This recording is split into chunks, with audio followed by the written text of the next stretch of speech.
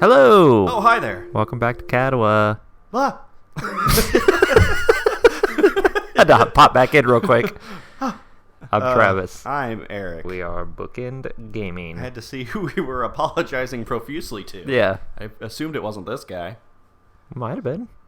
Okay, well, we apologize profusely and quickly shuffle into the hallway as I fumble with the cover of my mobile phone. I glance at the screen. I like how sometimes Hisao is just you and other times it's we are Hisao. And Yeah, right? can't make up our minds. Nah, we go first person, third person all the time. Yeah. Weird. It's a mobile number I don't recognize. Considering I can count the number of numbers on one hand, I briefly wonder whether it's some telemarketer that lucked out. Locked out. I get telemarketer calls constantly. I mean, my phone even says potential spam Yeah. anymore. Hello, Hisao Nakai speaking. Please pick up faster next time. Anyway, guess who? I don't know. Why are you using that voice? Wait. Deep brusque voice. I don't... Who? It only takes me a second to recognize the distinctively deep brusque voice. I think it's Hideki. Hey, Misha. Oh, deep. Well, I guess I'm voicing her, so I should have. We got to go back through every video, and we got to Just change my voice. Yeah. Didn't expect you to call me. What? That's not Misha. Oh, well, there you go. This is very confusing. It was. How are we supposed to voice this when it won't tell us who it is? Huh? You actually think I sound like her? Not at all, Akira. I don't remember giving you my number, though, so I thought I'd mess with you. Ha ha ha. How'd you get this number? Oh, that? I got Lilly to give it to me. Not hard. She positively brims with pride at the statement. She's trying to get me caught up in her pace. I just know it. I suppose I shouldn't be surprised that the two would share my number, though, given how close they are. I wonder what else they share. That is weird. I don't ever give my girlfriend or anything like that's number to any of my family members. That's odd. That is weird. And like, why would... Here, you may need to contact him. Yeah, no. So, what up? You free right now? Oh, Akira Route confirmed. I guess. Why? Could you meet me at the park in town? I just want to talk to you about some stuff. Is that an invitation to a date? Oh, way to make it awkward. Well, what? I'm telling Lilly that. Yeah. Of course not. She sounds suddenly crestfallen, her previous teasing nature having instantaneously left. It seems strange for her. You need to learn how to tease. That was not a correct way to tease. No. It's weird. I'm kidding if no, but... Just kidding. Kind of. Anyway, I don't see why not. When do you want to meet? Kind of now-ish? Wait, right now? But it's...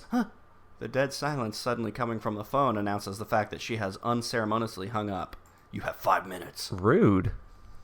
For a long time, I just stand there, staring at the call-ended message on the screen while replaying the conversation in my head. What the hell, Akira? What's going on? I don't know, I'm scared. Throwing a glance up and down the street, I cross the road and step into the park. I've learned to pace myself on such walks, mostly because I almost died that one time. Lily's slower speed during our forays into town means I have to consciously slow myself down. That would suck, because I'm like a fast walker. Yeah, me too. Maybe she slows down because she knows you have a heart condition. Right. That aside, I hope Akira doesn't expect me to be immediately prompt. I mean, she did say now. What? Just drinking a beer in the park? I don't know. It takes only a couple of seconds to spot her, waiting on a bench with a can of beer in her hand. All right. That's illegal. ASIC. The look she gives me as I walk up lacks any hint of acknowledgement or greeting. What's with that look? I needn't have come. You know? I'm fancy now. I knew you would. You're that kind of person, after all. A bitch. I lower my brow at her remark as she disposes of the can, emptied by the time I arrive, and a metallic clatter rings out. Akira takes a seat on the old wooden bench, and I follow her lead. I mean, she was already sitting there, right?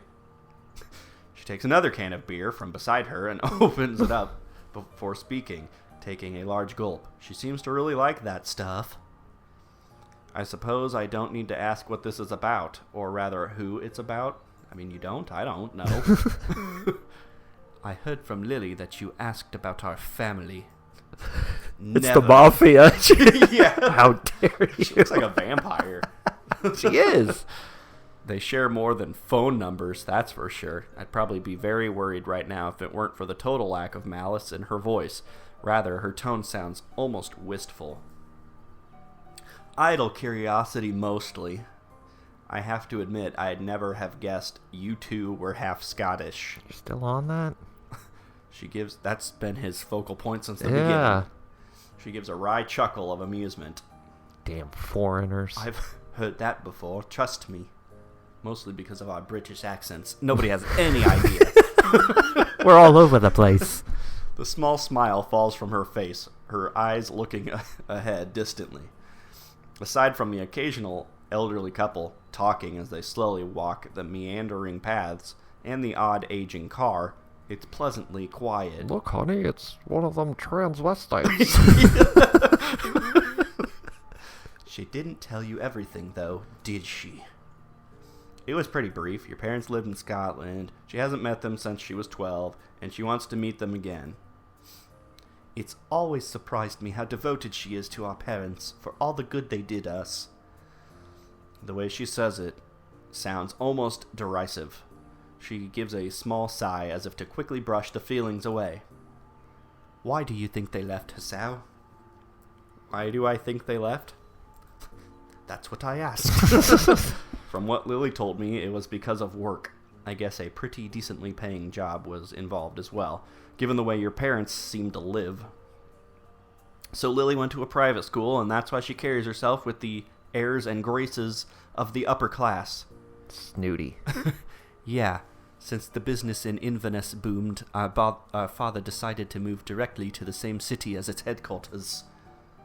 That's just the conclusion I'd thought you'd come to, though. You're too good-natured. You don't think they left for their career? I'm sitting here bitching to you about it. What do you think? Yamaku Academy. I've always felt that place was kinda creepy, like it was an isolated hideaway for those proper society doesn't want to see nor hear.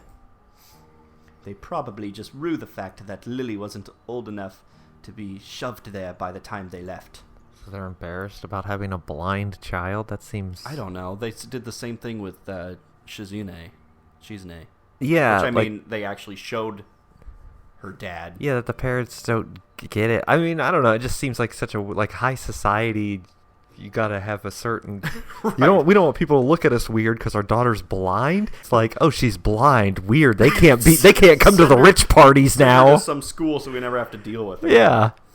A long silence follows her abrupt and very harsh criticism of her own parents and Yamaku. Lily's blindness is hardly something that could be simply ignored for a high-class family attempting to keep up appearances, much less so when a lucrative offer is on the table. Eventually, Akira gives a derisive snort, her feelings coming to a head. Fuck them! Moving to secure our financial future with his new job posting. Even at the time, I hardly believed it. I think this is the most I've ever talked for her in one sitting. All right. Not wanting to simply be an avenue for her venting, I gently try to steer the discussion. It's a cool tree. So, you stayed in Japan with Lilly then? Either I stayed with her or she went to live with an ailing grandmother and grandfather. What about Shizune's family? If you're cousins, then... Our fathers hate each other. I'd have been more than happy to tell them to go screw themselves and live with them anyway, but Lilly wouldn't have wanted that. I'd also had an offer for a job by then, so we did our best to keep our parents' house in proper shape, and tried to continue our lives as if they'd never left. So you just lived by yourselves? That sounds awesome. Yeah. Basically, Lilly had school and I had my job, so we weren't exactly languishing. What's that mean? With her schooling, her study, and having to do chores while I worked, though, I can't help feeling like I failed her. In the end, it doesn't even matter because I tried to be there for her and screwed it up. I saw that word right when it popped up, and I was like, I knew it. I Have knew to it was say coming. this. I know it. Expecting a 19-year-old to be a mother for a blind child. It's ridiculous. So, Lilly and Akira lived alone after their parents moved, with Lilly largely taking care of herself. I guess that explains her apparent independence compared to many in Yamaku. I may have lived alone most of the time since my parents both worked, but that's just something else entirely. Yeah, one's abandonment and one is not. Right. You're a latchkey kid.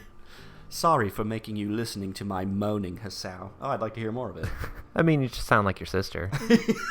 I don't mind at all, but do you mind if I ask why you're telling me all this? Now I have to kill you.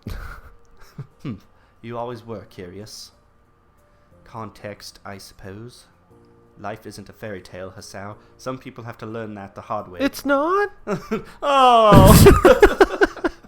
Next, you're going to tell me Santa's not real. Oh, no. She takes a long drink from the can in her hand, her face becoming more depressed than distant. I broke up with my boyfriend a few days ago. Nice to know. Hint, hint. After I leave, we're not going to be able to see each other again. But that's how life is. You can't just set up your life up and expect it to stay that way forever. Sometimes stuff happens that you have to roll with, even if it means hurting yourself or others. She takes a long breath before looking up at the bright orange sky. Damn, if I smoked, I could take a nice long drag right about now and look kinda cool. Well, why don't you start smoking then? I want to respond to help her in whatever way I can, but I feel utterly useless. I don't have smokes. This kind of situation is one I've never been in, and I simply don't have the experience to say anything meaningful to comfort her. Hold on, I'll go get Rin. Akira looks over and evidently picks up on this, much to my embarrassment. I must look pretty pathetic right now, whining about this to someone I barely know. Hardly, you look cool. And I'm pretty much an expert on looking pathetic. I can't really talk to anyone else because no one else was drawn. She gives a chuckle, the act feeling like a personal victory for me. Haha. You're a good kid, Hasao. When I said that I approved of you being with my sister, I wasn't joking, or just being nice. Whoa, jeez. She is a vampire. She just teleports behind you. She picks herself up off the seat with a grunt, one that seems ill-fitting given her age, and throws the now empty can into the bin after one last swig. Jesus, she chugged those. It's just unfortunate that doesn't really count for much in this world. When I said that I was leaving for Scotland, I was doing it because a good position opened up in our company's headquarters. When our folks told me... I lost the accent there for a second. When our folks told me that when we were at their place, though, they also gave Lilly a summons to rejoin them in Inverness. No way! Time to move. Her evasiveness when asked about her future, that awkwardness that has steadily grown between us, that uncharacteristic outburst of anger. The heart attack when we were having sex. It all makes sense. The masturbation. All of them suddenly fit into place. Man, the music. He's just sitting there in anguish. I know. His hands pressed to his head. It's a lot sadder than we're making it out to be, I think. The same family that she reminisced about after Hanako's birthday party. The same family that left her and Akira to themselves after taking flight to greener pastures. Now I feel stupid for never cornering Lilly on what was bugging her. I'd never even considered if something had happened during her trip to her family's home at Inverness. And now, a sense of unease grows in my chest. If her family has summoned her to join them in Scotland, all the way on the other side of the earth... Has she accepted? He's just playing it cool. Before I freak out. I mean, I'm kind of having some stuff going on in my head right now. You're just profusely sweating, your eyes darting back and forth, and you're just like, so, no big deal, but did she say yes? Yeah. Lilly hasn't told me whether she plans to accept, and it seems she hasn't told you either. That's why I called you down here to talk, Hasao, so I could tell you first. Haha. Context, huh? I sit back, my feelings of worry and frustration no doubt written all over my face. Lilly's a strong person, Hasao, but she's not infallible. How dare you? I guess it's my job to worry about her, being her older sister, but I think that you deserve to know. I understand. Check that box. God, that pianist is just going nuts. You okay? You sound depressed. No, I'm just thinking. That's good. Thinking is good. Being rash won't get you anywhere. She looks at her watch, barely moving her wrist. Well, I gotta get the hell out of here. Bye. About time to hit the old dusty trail. I've got to go. Will you be okay?